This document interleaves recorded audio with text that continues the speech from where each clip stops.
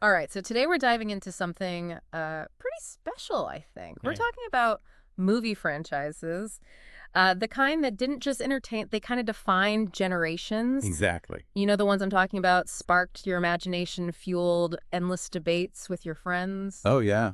maybe even inspired a Halloween costume or two. For sure. And, these weren't just like flash in the pan trends. Right. They tapped into something much deeper, Yeah. offering these like timeless themes, characters that felt like friends, Oh, totally. and these worlds that you just wanted to revisit again and again. Exactly. So today we're going deep on how franchises like Star Wars, Harry Potter, and the Marvel Cinematic Universe, like how they achieve that legendary status. Yeah. And honestly, getting into this material for this deep dive, I'm seeing these movies in a whole new light. It's fascinating, isn't It it? really is. How these franchises, they're so different, Yeah. but they all manage to kind of capture that feeling of belonging, like you're part of Yes. something bigger. It's true. It's true. Let's start with the one that arguably kicked off this whole phenomenon. Okay. Star Wars. I mean, imagine it's 1977, A New Hope hits theaters, Right. and boom, it's not just a movie, it's like a cultural earthquake. Absolutely. Luke Skywalker, Princess Leia, Darth Vader, instantly iconic. Mhm. But you know what really struck me going through the research for this is how Star Wars wasn't just riding that wave of sci-fi popularity, it was responding to something deeper in the culture. Exactly. Like if you look back at the time, Yeah. Star Wars, it tapped into this post-Vietnam cynicism, but also this like yearning for optimistic heroism. Interesting. It gave us these archetypes, the reluctant hero, the princess who fights back the fallen mentor. Right. They resonated on this like mythic level, Yeah. but with spaceships and lightsabers. Exactly, and those special effects. Oh, yeah. Even today, I mean, they hold up pretty well. Suddenly, a galaxy far, far away felt real. Right. But it wasn't just about the spectacle, though, was it? Definitely not. The sources that we're looking at for this, they really emphasize that blend of, cutting-edge visuals with that classic hero's journey. Yeah. Good versus evil, all wrapped up in this grand space opera. And that's where it gets really interesting, because that impact went way beyond the screen. Oh, yeah. It wasn't just toys and lunchboxes. Right. Star Wars seeped into our language, our ideas about good and evil, I mean, it's true. even how we talk about spirituality with the Force. It's true. You mentioned how it didn't fade away. Yeah. And that's what blows my mind. Oh, true. Prequels brought a whole new generation into the fold. Totally. And then the sequels shows like The Mandalorian, Star Wars is still going strong decades later. It's incredible. Do you remember your first Star Wars experience? Oh, yeah. What was it? My older brother was obsessed, so I kind of absorbed it by osmosis, But I distinctly remember building a Death Star out of Legos way before I even understood what it was. That's great. Mine was seeing Return of the Jedi on this like fuzzy VHS tape. Totally wore that thing out. Yeah.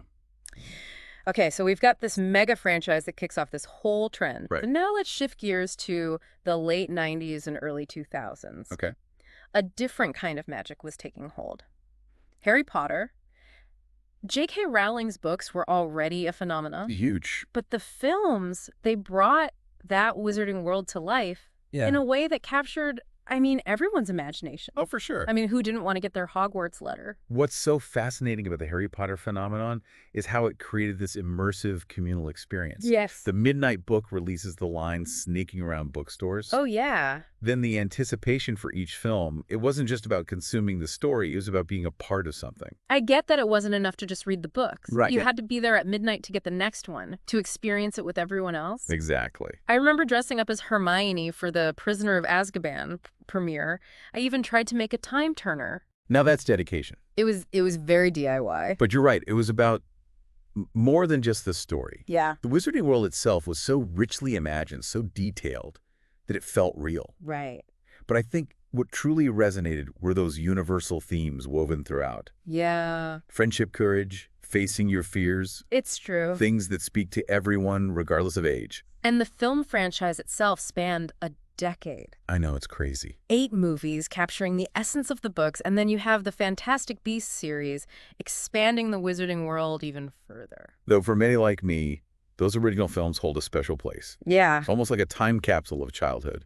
Okay, get ready for another leap forward, Mhm. because this time we're talking about the Marvel Cinematic Universe, the MCU. Right. It all started with Iron Man in 2008. Yeah.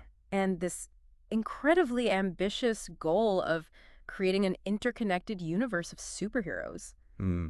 I mean, at the time, did anyone really think they could pull it off? Right, 22 films leading to Avengers Endgame, which, as you know, shattered box office records. It's incredible. The long-term vision of the MCU is simply remarkable. It really is. But what makes it truly fascinating is how it wasn't just about the spectacle. Right. One of the articles we're looking at argues that the real genius was in the casting and character development. That's a good point. You had Robert Downey Jr. as Tony Stark, Chris Evans as Captain America. Yeah. They weren't just playing superheroes.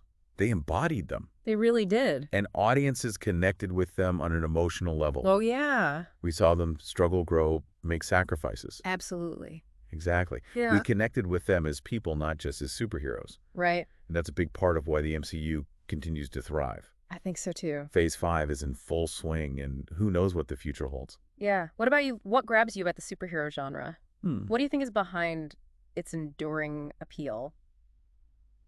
I think, yeah.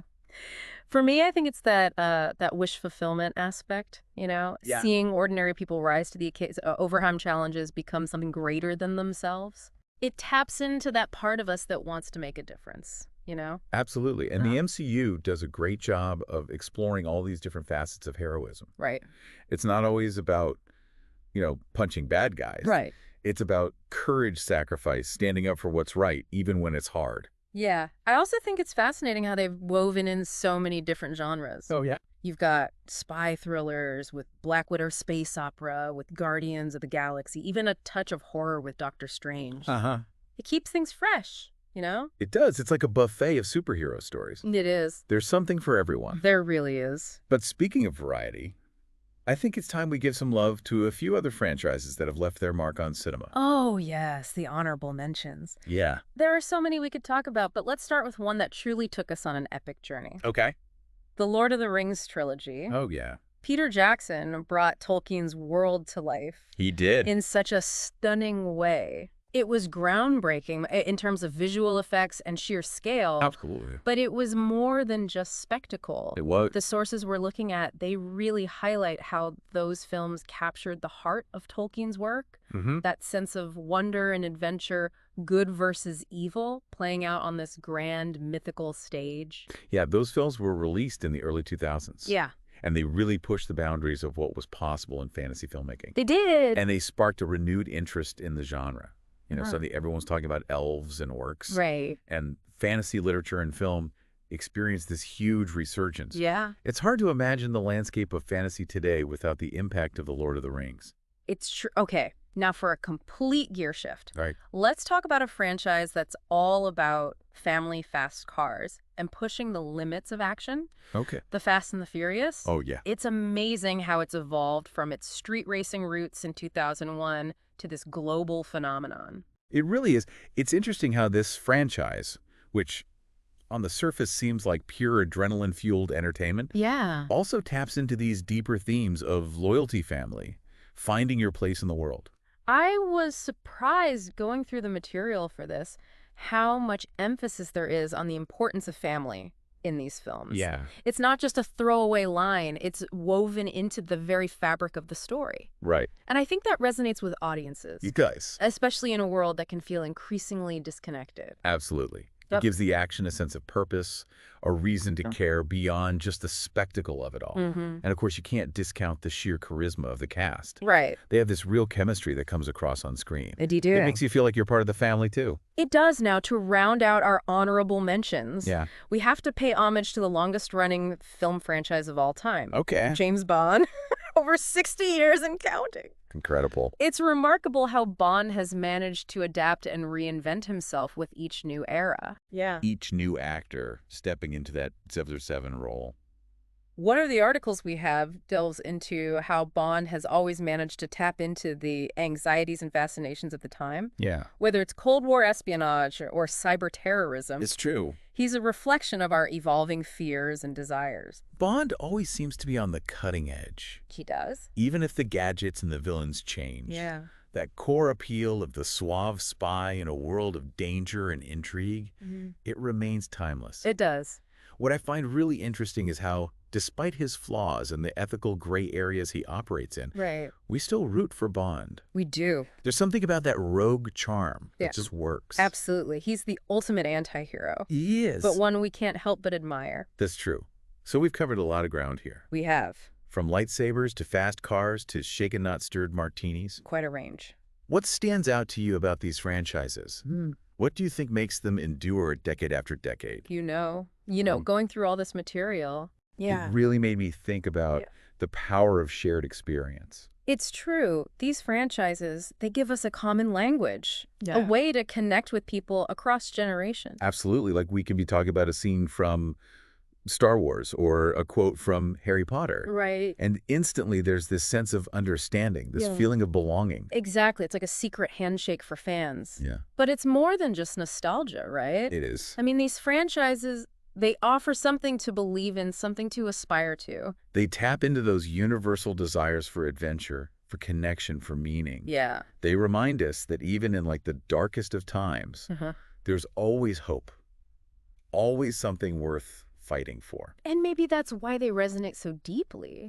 Because in a world that can feel so chaotic and overwhelming, these franchises offer a sense of stability, of familiarity. Right. It's like coming home in a way. It is. And they remind us of the power of storytelling. Oh, for sure. How a well-crafted narrative can transport us to other worlds. Yes. Introduce us to these unforgettable characters and just leave a lasting impact on our hearts and minds. It's true. We might not all be Jedi Knights or wizards. Right. But we can all relate to the struggles, the triumphs, the emotions that these characters experience. And that's what makes them so enduring. Absolutely. It's fascinating to think about how these franchises will continue to evolve. It really is. What new stories will they tell? What new characters will capture our imaginations? What new worlds? How will they reflect the changing world around us? And how will they continue to connect with audiences to create that sense of shared experience that we've been talking about? It's an exciting time to be a fan, that's for sure. It is. These franchises, they're more than just entertainment. Right. They're a reflection of who we are, what we value, what we aspire to be. So as we wrap up this deep dive, I want to leave you with this thought. What franchise holds a special place in your heart? What world do you find yourself drawn back to again and again? And what is it about that franchise that speaks to you that makes it more than just a movie or a TV show? Maybe it's the characters, the story, the themes. Right. Or maybe it's just that feeling of pure escapism.